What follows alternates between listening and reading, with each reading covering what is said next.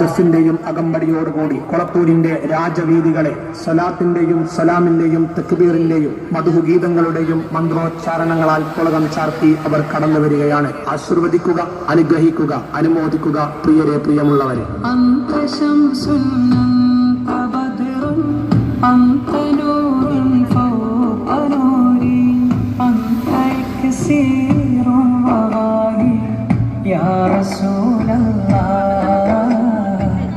أنت مصباح الصدور يا حبيب الله അങ്ങ് സൂര്യൻ ചന്ദ്രനങ്ങ് ഒളിവ് വെല്ലും